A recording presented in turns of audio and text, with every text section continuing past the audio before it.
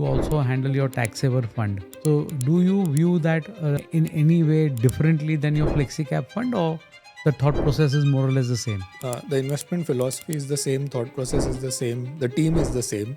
We've always told the investors that invest in this only if you have a 5-year time horizon.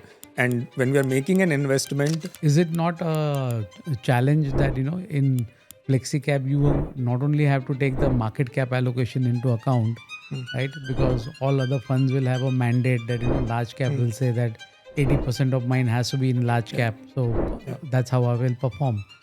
So how do you allocate between the market caps? We are fundamentally bottom-up investors. So when we are evaluating an investment, whether it's a large cap, mid cap, or small cap, doesn't really play that much of a role in whether we invest or not. It's all about whether a particular... Since you also have global exposure as a part of your portfolio, how do you do the evaluation for global stocks vis-a-vis the domestic? The philosophy is the same. The process with which we evaluate them is also the same. One of the differences is that when we look at global stocks, we want to...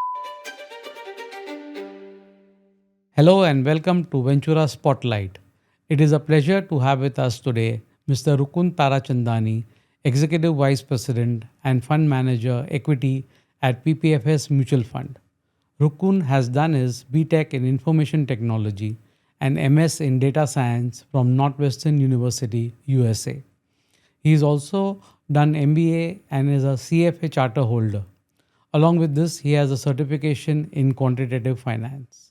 With over a decade experience in equity research and fund management, at PPFAS he plays a key role in managing the flagship Parag Parikh Flexi Cap Fund, Tax Saver Fund, Dynamic Asset Allocation, Conservative Hybrid Fund, and the Arbitrage Fund, with an AUM of over 1,25,000 crores, along with other fund managers.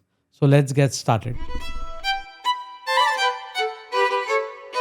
Hi Rukun, welcome to our Ventura Spotlight. I just had, there's a question which we basically begin with most of the fund managers. So that what actually, piqued your interest in terms of getting into fund management? Hi, thanks for having me on the show. So, fund management came in much later. But if I talk about investing in general, during my MBA days, we had a course on behavioral finance and value investing by Professor Sanjay Bakshi.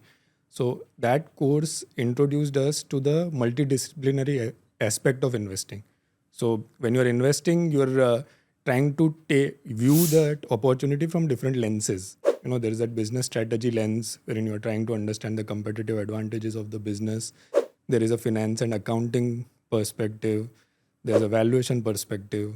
There's a risk management and probability perspective, how to construct a portfolio. And there is a psychological or behavioral perspective where you're trying to not get influenced by biases and market behavior. So that challenge of trying to combine insights from all these different lenses is what fascinated me and got me interested into investing. And yes, I've read a lot on Sanjay Bakshi, because he also comes out with a lot of good papers on company analysis. So I think you had a great professor, I think, in specifically from an investment perspective. Right? Yeah. So I read that you have also done a certification in quantitative finance, right? Yeah. I mean, it just piqued my interest. That generally, yes, we do look at quantitative. We go by numbers ultimately in the balance sheet. But how is it different, and how does it help you in your analysis? This particular certification. So, as I said, when you're investing, you're trying to view the same thing from different lenses. So, quantitative models or data science tools is one such lens that helps you, in my view, improve as an investor. So, one of the things it helps you do is it gives you or it tells you the historic base rates or probability of success from a given style or a given segment of stocks. For example, let's say a very simple example is high ROE stocks typically tend to do better than low ROE stocks. So when you're trying to screen for ideas, you try to position yourself or think through ideas in that segment.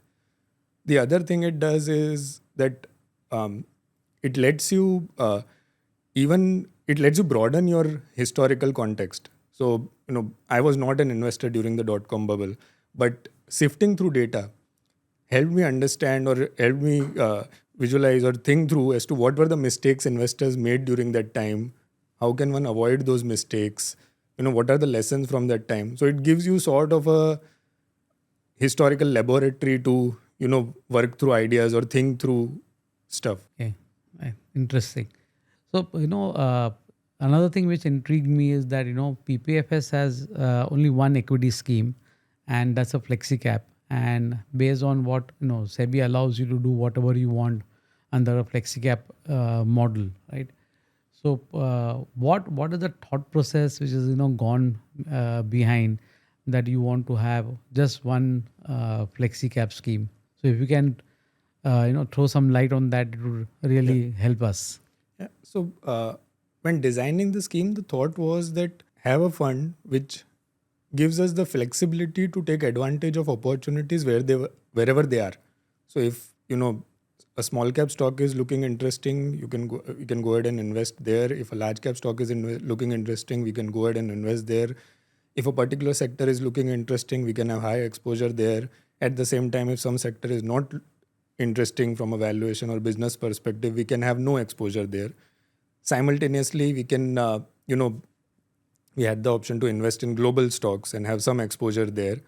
Again, you're not, you need a 65% equity allocation, but even within that, you can have some arbitrage and stuff. So, you are not forced to be 100% deployed. So it's a category that allows us to invest, wherever we are able to find interesting opportunities. And when there aren't interesting opportunities, at the same time, we can hold cash as well. So that is the aspect of that category, and that is why FlexiCap fund in effect helps us do all of that. But how do you because we always believe that markets have cycles. Yeah. So sometimes you see that the large cap is doing well, sometimes mid cap, and sometimes small cap. Last 2 years we saw small and mid caps having a good run up, and large cap was a laggard, right? So is it not a challenge that in Flexi cap you not only have to take the market cap allocation into account, right? Because all other funds will have a mandate that large cap will say that 80% of mine has to be in large cap, so that's how I will perform. So how do you allocate between the market caps in terms of your investment philosophy? We are fundamentally bottom-up investors. So when we are evaluating an investment, whether it's a large cap, mid cap, or small cap, doesn't really play that much of a role in whether we invest or not. It's all about whether a particular investment meets our risk-return criteria. Whether it ticks the boxes in our checklist. So we are not really thinking about trying to allocate a certain amount between these three categories. In fact, that is, so when you look at, as you said, a large cap manager has to be mandatorily or 80% invested in large caps, or let's say small cap has to be invested in small caps to a large extent, and so on. So, which is where, the categories flexibility shines through, that, if a certain segment is expensive, we can have no exposure there, or we are not able to find investments in a certain segment. It's fine. We'll not have any exposure in that segment. We are not forced to allocate some money there. Okay. So any change in thought process you feel would happen that you would launch any other equity scheme, or right now you'll stick with only a Flexi cap? So we keep evaluating different funds or fund categories, and essentially, if we launch something, it needs to add some value to the investor's portfolio. We should be able to bring some differentiation or some value to that to an investor's portfolio versus the existing options that are already there. So we keep evaluating that as and when something comes up, we'll come back and we'll share that with the investors. So as of now, no plan to launch any other pure equity scheme as such. Yeah, as of now, there's nothing.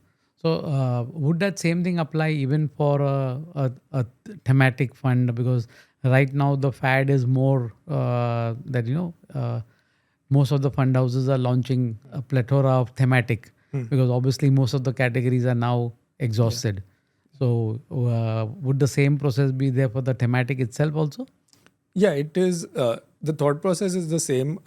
Again, when you have a thematic fund, or even with this, some of the market cap categorized funds, the investor then has to decide the time entry and exit in those funds. So, and then what happens is that even if the investor gets the entry right, then the investor needs to track them over a period of time to see whether now that theme has played out, so now I should exit, right? So while in a flexi cap fund, the investor can invest once, stay invested for the long term, and then leave it to the fund managers to invest wherever the opportunities are.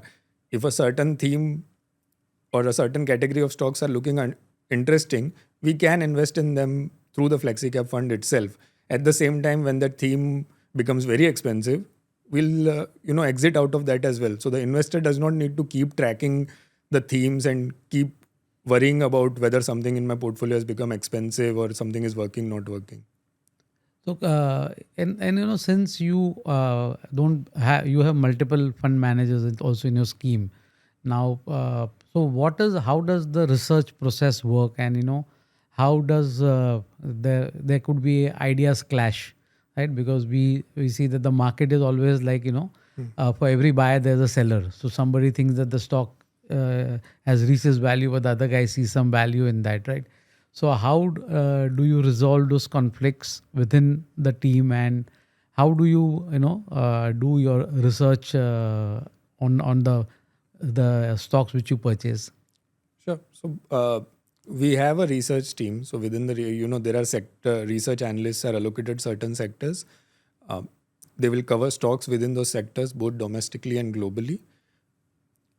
Unlike a lot of fund houses, we do not force the analysts to mandatorily have buy and sell ratings. So only when the analyst has something really interesting and wherein they believe they have a high conviction, do they need to say that it's a buy or sell. If they don't see anything within the sector that looks interesting, they don't say. They say that nothing looks interesting, and that's also fine.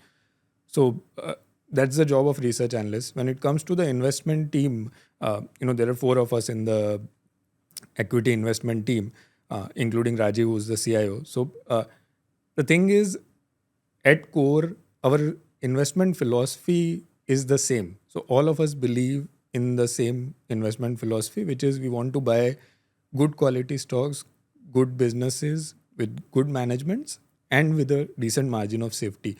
So it's not as if there is a clash of styles happening, or if one person believes X and the other person believes Y. We believe in the same philosophy, so disagreements are much less. And even when they are at the marginal level, wherein it's like somebody believes that some a position should be sized at 4%, while somebody else believes that the position should be sized at 5% or something like that. So, and then there is a healthy debate. So even with the research team, there is a culture of very healthy debate wherein the research team is free to question us and bring out their ideas. So and then you arrive at a decision. Then Rajiv has the final say as the CIO. So uh, to break a tie, let's say, or if need be. Okay. So since you also have global exposure as a part of your portfolio, how does the evaluation, how do you do the evaluation for global stocks vis-a-vis the domestic? Because do you use different parameters? Is it the same parameters? So I think that would help a lot of our viewers in terms of trying to understand, because now a lot of people are also looking outside India to invest. So if you could throw some light on that. Yeah. So the investment philosophy is the same. As I said, even the analyst that is covering domestic stocks for a given sector is the same analyst that is also covering global stocks. We also believe that increasingly investing is a global endeavor. So, if you're an auto analyst, you need to know what is happening with Tesla, what is happening with Chinese EVs, and so on. If you're an IT company, you need to know what is happening with an Accenture or a Capgemini and so on. So the philosophy is the same. The process with which we evaluate them is also the same. One of the differences is that when we look at global stocks, we want to look at those stocks wherein sitting out of India, we can have a fair degree of understanding of those stocks. So let's say there is a mid-cap, small regional restaurant operator in US, which is only in that small region in the US, probably a very good company and so on.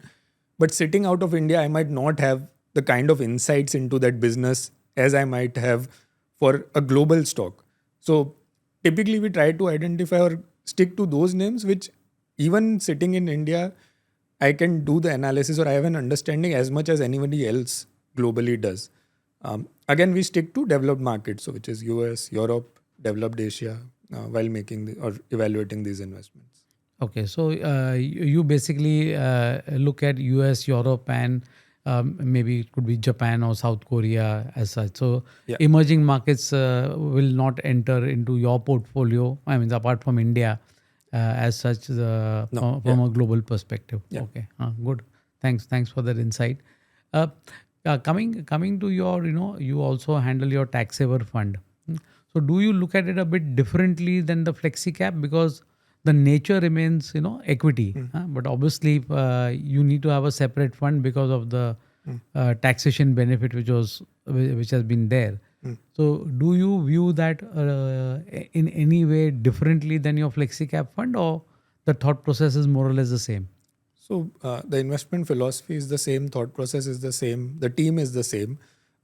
In fact, while FlexiCap does not have a lock-in, we've always told the investors and partners that invest in this only if you have a 5-year time horizon, right? So, and when we are making an investment, irrespective of the fund, we are thinking of it in those time horizons. So we are never thinking that what will happen to this in a year or 2 years. We are trying to think through or evaluate what will happen in 5 years or 10 years kind of time frames. So the thought process and philosophy is the same.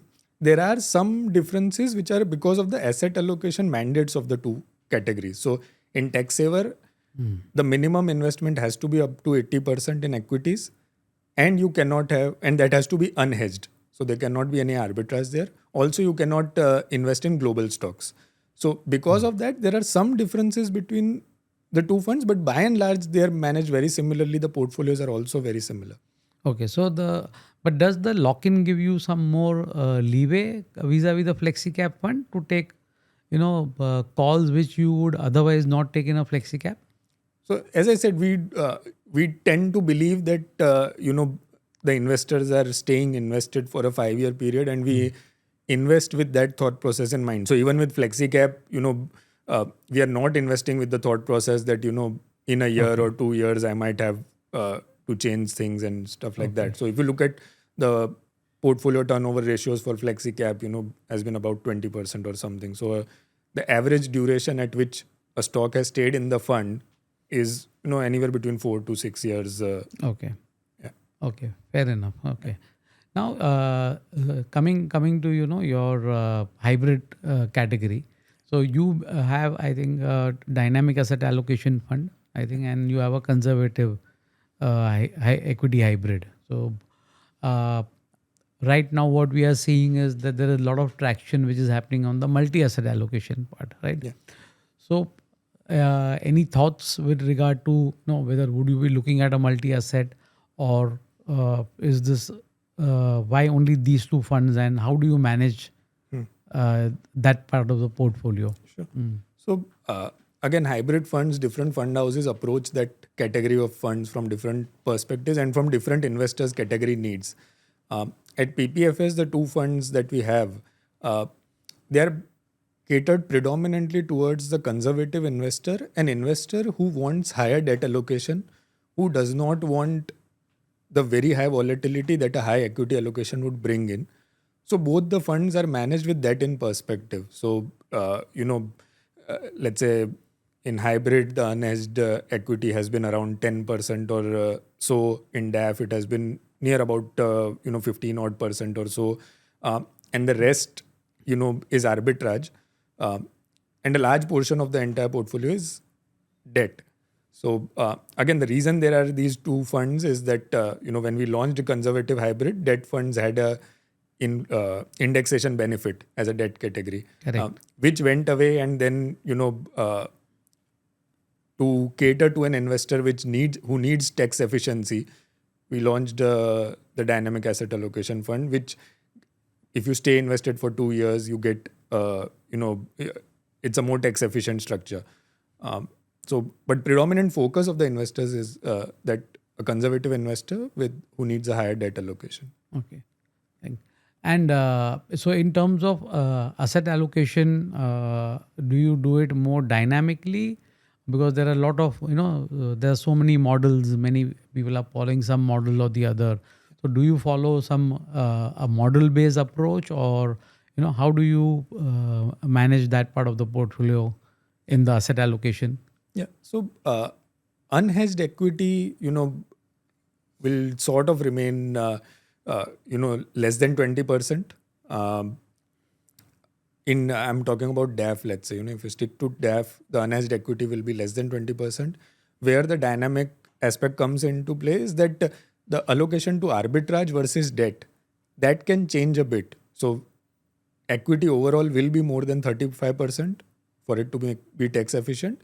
But beyond that, if arbitrage yields are very good, we might have a bit higher arbitrage versus lesser debt. On the other hand, if arbitrage yields are not that good, then we'll try to maintain the total equity at about 35 or slightly higher, and the rest will be debt. So that is the portion that we try to manage dynamically. But other than that, there's no complex model which is deciding those allocations. So it's largely the spread. Yeah. Sorry, it's largely the spread between arbitrage spreads and debt. Okay. So, we have been talking about arbitrage a lot, right? So, I would like you to, explain that a bit if you can, because I've seen many investors do not understand arbitrage. In fact, they look at it as, this is like an equity taxation, and so I should invest in this. It's an equity fund. And sometimes it goes under hybrid as a category, and many investors land up thinking that it's an equity fund, right? But the reality is different. So if you could, throw some light on arbitrage funds, I think, and since you are using that across your products, so I think it will help the investors to understand it straight from a fund manager. Sure. So an individual arbitrage position is one wherein you buy the stock, and in the futures market, you short or you sell that stock in the futures market in the exact same quantity. So what you've done is you have the stock and you've hedged it simultaneously. The spread between the cash price and the futures price is essentially your return if you hold that position to expiry. So by hedging it, you've taken away the risk of underlying equity price movement. So an arbitrage fund, first of all, or arbitrage positions are not expected to give you equity-like returns. So arbitrage funds are predominantly meant for cash management needs of the investor. They're meant for an investor who has, let's say, a 3-month or greater time horizon, who wants to deploy surplus capital, but let's say for a 3 months to a 1 year kind of a period, but wants a better tax efficient structure. So that is where the arbitrage funds come into play. But they will not give an investor, equity-like returns. Okay. They are more akin to cash management products. Okay. So I think slightly, a person can get a better post-tax return than maybe a liquid fund or something of that sort on a post-tax basis. Yeah. So historically, if you look at arbitrage fund category as a whole and the returns from that category, they've been similar to liquid fund category returns with a better tax efficiency, with a better tax advantage. So, coming back to your, in terms of your portfolio, in terms of, so do you, would you also have a concentrated portfolio, or would you be, apart from whatever is the SEBI mandate, I'm not on the basis of the SEBI mandate. Apart from that, would you take concentrated bets also, or would you prefer to have a, much more larger tail in terms of your investment, because I mean, since your fund sizes also become big, even a 5% exposure in value terms becomes pretty large, Yeah. right? So what is your thoughts on that? So when it comes to portfolio allocation, and we're talking about equity funds, let's say tech saver and flexi cap.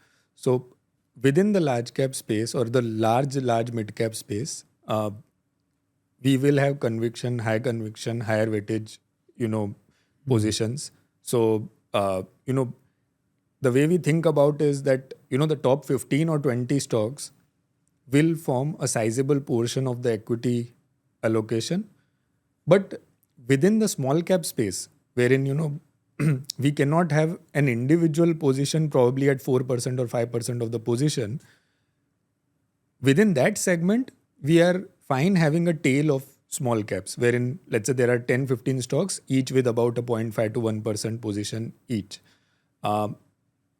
Again, that depends on whether valuations in that segment are interesting or attractive or not. So it's not that you will always have that tail, but if and when required, we are fine having that tail. But the top 15-20 will still be high conviction positions, which will form a large portion of the overall equity portfolio. Okay, good. Rukun, one more thing what we do is that we try to discuss important ratios with so that investors start getting an understanding. So one of the thing which many we see many analysts talk about is operating cash flows, right? So if you can throw your perspective on operating cash flows, that how you look at it, and how your team as at PPFS looks at it, it would help the investors. Sure. So operating cash flows are extremely important. Essentially, when you look at the financial statements, there is a profit and loss statement, there is a balance sheet, and there is a cash flows, right? Now, a profit and loss statement, when a company is making that, or the accountants are making those statements, there is a fair amount of accounting judgment that is involved there. That what should be the depreciation of the assets and so on, right? Operating cash flow is the actual cash that the company was able to generate within that period of time, which on which the leeway for accounting judgments is much less, right? So because of that, because it's the cash that the company has actually generated, it becomes very important in evaluating the strength of the business of that company. So at times a company might be reporting a very high level of PAT or EPS. So a lot of analysts are focused on EPS, but there are times when a company reports a very high number for the PAT or EPS, but when you look at the operating cash flows, it's not there. It's either stuck in working capital or some or the other reason. So correlating the two and giving due importance to operating cash flows in our view is very important. So in terms of, so how does one measure that the operating cash flow is is good, not good compared to last year, what it is? So how does one actually evaluate that? So you can look at, let's say, a ratio of operating cash flow divided by EBITDA minus taxes, and look at that ratio over a period of time. So has that ratio stayed the same? Again, how does that compare with other firms in the industry? So if a firm is consistently low on that ratio, so it means that the cash is not being generated even though the company is reporting healthy profit. So where is that cash then getting stuck? Is it working capital? Why is that getting stuck? Does the firm have a higher receivables or inventory or so on? So looking at that will make you ask the right questions subsequently. Okay. So, since you have been there for, I think, nearly more than a decade now in investing, so one mistake which you still remember, and how it changed your behavior bias, or how it made you change your thought process, if you can share that. Sure. So it's, I wouldn't say it is one particular mistake or a particular investment that comes to mind. Having said that, when I started my investing journey, I was aware of behavioral biases, and but I was at the same time naive to think that being aware of biases makes me immune from them, right? So just because I'm aware does not mean I'm immune from them. So that realization came over a period of time, and which is where things like at PPFS, for example, we have checklists. So every analyst has to mandatorily go through a checklist of questions before they are making a presentation. At fund management, from a fund management perspective, also we go through that checklist. So having checklists, doing a pre-mortem on whether what can go wrong with that investment and so on. So having all these tools are essential to try and mitigate behavioral biases. You can't just avoid them or be immune from them just because you are aware of them. I think I like that statement. Even if you are aware about that there are biases, Yeah. but you cannot think that you are immune from it. Yeah. Okay, good. So we spoke a lot on investment and everything.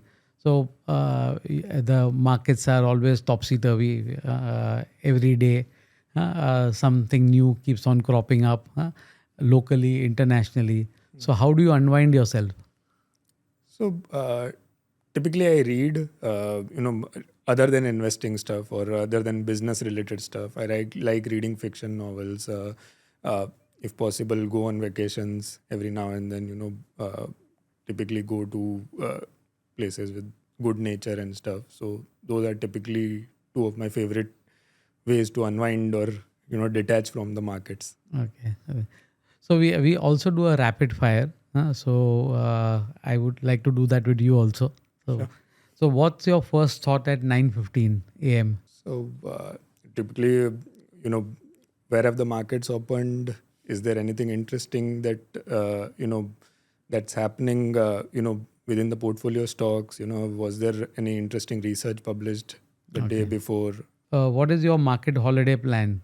Sleep, binge, or FOMO check? So I would say neither of those. I would say read at a beach or something. Okay. If you had to give a tagline to your funds, would it be chasing alpha or compounding calmly? Compounding calmly. Okay. What's your red screen cure? Memes, walk, music, or something else? Uh, Memes and walking. But it typically does not bother me much. We've sort of become fine with down days in market. Okay. It's fine. If volatility were a Mumbai local, where would you stand? On a seat, by the door, or waiting for the next train? And why? On the seat, so I'll be seated. As I said, it typically does not bother me as much. Uh, volatility Volatility is the reason that equities and equity investing is interesting, and it is the reason that gives you opportunities. So Okay. yeah, very much part of it. So thank you, Rukun. It was a pleasure having you on our podcast. Thank you very much. Thanks a lot. Thanks for tuning in. If you enjoyed this video, hit the like button and subscribe for more content that makes your financial journey smarter with Ventura. Mutual fund investments are subject to market risk. Read all scheme related documents carefully